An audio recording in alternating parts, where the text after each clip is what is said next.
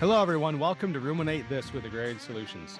Join us as we explore ruminant nutrition and the impact of mycotoxins.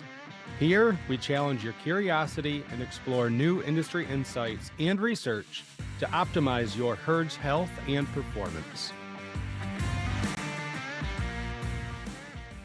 Hey, welcome everybody to another episode of Ruminate This with Agrarian Solutions. I am your host, Scott Zehr, and today I am going to be talking to you folks about some of the common questions I get in the field in relation to cattle health, in relation to mycotoxins. I'm going to dive right in, but first I though want to make mention of the fact that we are wrapping up the end of June. June is dairy month, and I hope everybody had a good dairy month. I know locally we had an awesome dairy parade here in Watertown, New York, and it's great to see so many people come out and support the local dairy industry. With that, I do want to kind of dive into today's topic. And, as I get a chance to go out on dairy farms across the Northeast, especially, I get a lot of these questions that keep coming up. And, some of this stuff we've already covered in different episodes here on Ruminate This. However, the questions do come up enough that I think it's probably worth visiting some of these questions. So, questions from the field. I think the number one question that I get from the field is, hey, Scott, we did the sampling, the toxins are low. So do we really need to be feeding a mycotoxin mitigation product? So that's actually probably a two-part question. So we did a sample, the toxins are low. So question number one is, why did we take a sample? What suspicion? Is it part of a routine mycotoxin sampling program like we offer here at Agrarian Solutions? Or were you thinking that maybe there's an issue that's mycotoxin related because you have, looked at every other option and just couldn't figure out what is causing an issue? So the sample comes back, it's low. So what's the definition of low? It's a little bit subjective, but if you look on our toxin assay, we're going to say less than 1 ppm, DON, is probably considered low. Another question would be, did we have multiple mycotoxins present? Were they all low? What is the cumulative effect of 2 or 3 or even 4 different mycotoxins all at low risk levels on the assay report? And so I come back to, why did we take the sample in the first place? Again, if it's routine, we're not feeding anything, we're happy with our metrics that we measure, like repro, like milk production, components, those sort of things. Maybe these cows are doing a good enough job on their own mitigating the negative effects of mycotoxins. But then I come back to this question of, if the reason we sampled is because we can't put our finger on what is maybe the issue, at the end of the day, mycotoxins cause inflammation, right? So anytime we have an inflammatory response going on because of mycotoxins or any other inflammation causing pathogen, virus, what have you, we are taking nutrients away from productive purposes. We've heard Dr. Larry Ross say this a bunch of times, but that's what's happening. It takes an incredible amount of glucose to mount a full-fledged immune response inside that animal to take care of even a little bit of damage caused by mycotoxins. So when I get this question, I come back to, again, folks, I can't stress it enough. Why did we take the sample? If we feel like we're missing something, we've crossed our T's, we've dotted our I's. I like to say, if 2 + 2 doesn't equal 4 anymore, when we're diagnosing what the issue is, it probably is mycotoxins. And keep in mind too, that mycotoxins are not distributed evenly in the field. They're not distributed evenly in the bunk. We could take a sample of a corn silage pile or a TMR sample today and get a different number than we get next week. So there is value in having those routine sampling. That's why we promote it. But one test shouldn't confirm or deny the need for a mycotoxin mitigation product. Now, when we get into talking about mycotoxin mitigation, you've all heard us talk here on this platform before, binders versus our approach with DTX. And I would say if you're considering a binder, please go look at some episodes that we've done, in particular episode 2 and episode 3, where we talk about the DTX research, and we dive into, I think it's episode 4 or 5, we dive into some of the unintended collateral damage caused by your traditional binders. So one of the next questions I get a lot is, do I really need an immune enhancement product? And there's a lot of different products out there that claim to enhance the immune system, modulate the immune system, all these different terminologies. I really struggle with this one, I'll be honest, because of a number of reasons. So one, what we see when we eliminate the mycotoxin challenge, when we introduce DTX into a ration, is that once we remove this inflammation from mycotoxins, even at a low level, we see improved, I would say, health events. We do see less issues around calving. We see less mastitis. We see lower somatic cell count. So when I get into this conversation on farm, I think the question comes back to, do we have a situation that is chronic or ongoing, where we have a constant inflammation source?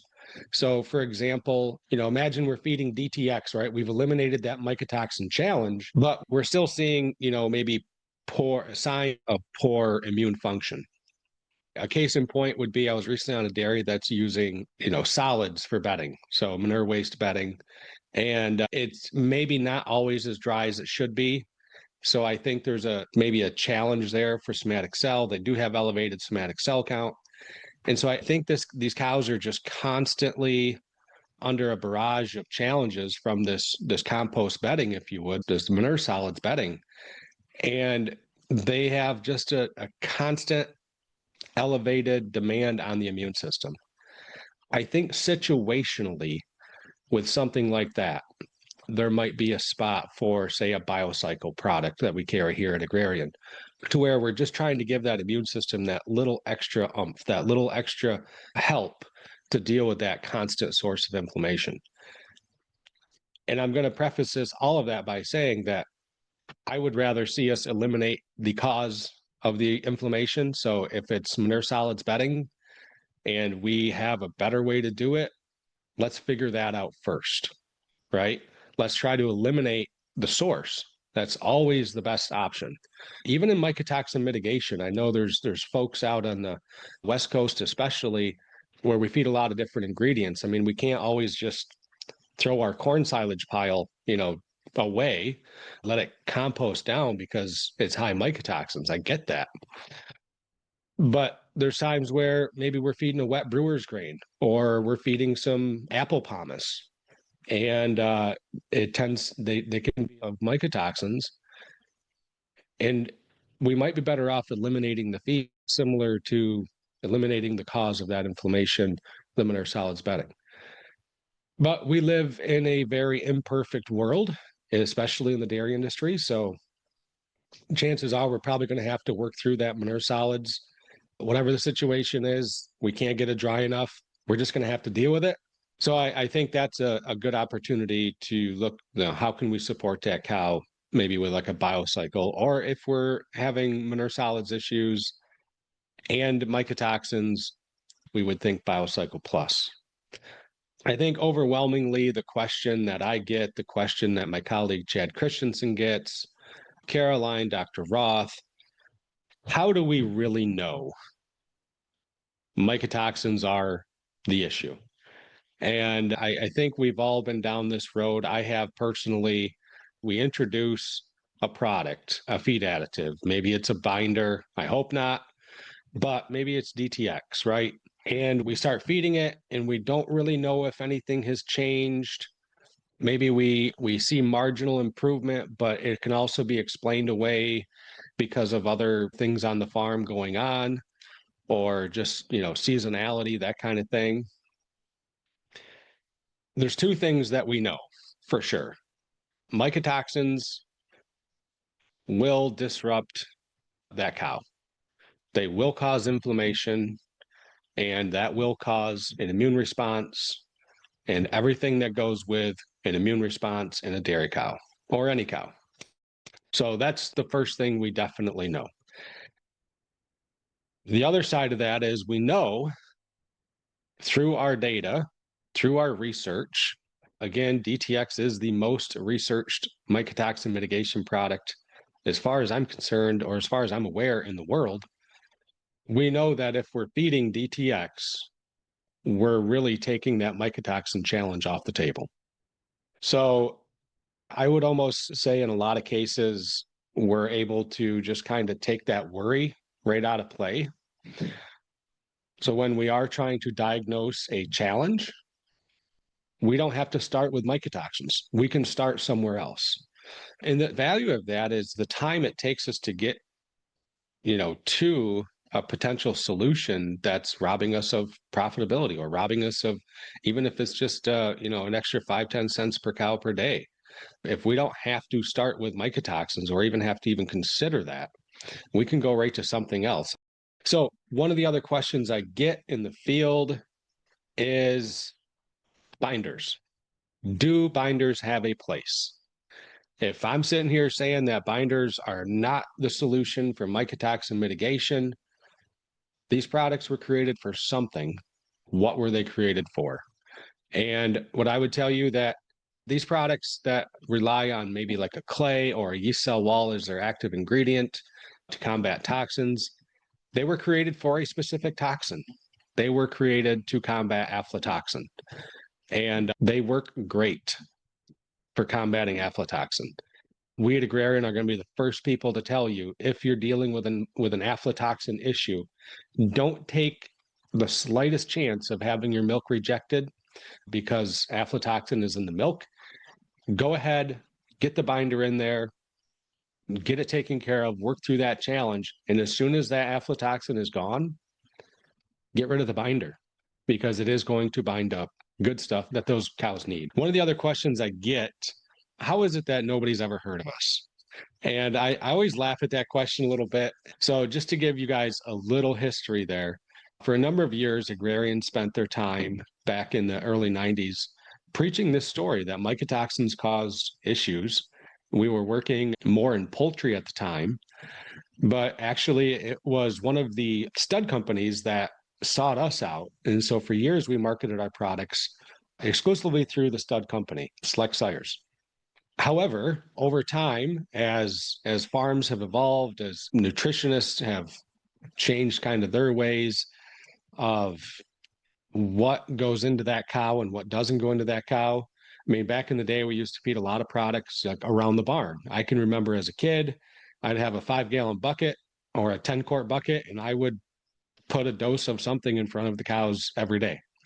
We no longer really need to do that, right? And it's not even practical in today's modern dairy farming practices. So that's probably why the nutrition world is a little bit late to the game of getting to know us. It's really been over the last 4 years that we have started working with feed mills and nutritionists more in a direct fashion to make the ease of feeding a mycotoxin mitigation product like DTX just simple and clean, coming right in your concentrate you buy from the feed company. So those are probably the big questions that I get on a regular basis. Just wanted to take a minute, answer some of those questions, get that out there. If you guys have any questions you want to bring to ruminate this, our email is podcast@agrsol.com. Just put questions in your heading, and we will get those answered here on the platform as well. So with that, I appreciate everybody tuning into this episode of Ruminate This. Be sure to check out our new website too. It is www.agrariansolutions.com. And we have a new makeover on our website. I think you guys will really enjoy it. You can catch all the previous episodes of Ruminate This on there as well. A lot of good stuff, a lot of good customer testimonials. If you need to, leave a question for Caroline, and she'll be happy to get back to you as well. Thank you, everybody. We'll talk again soon. Thank you for listening to Ruminate This with Agrarian Solutions. Look for our next episode in 2 weeks.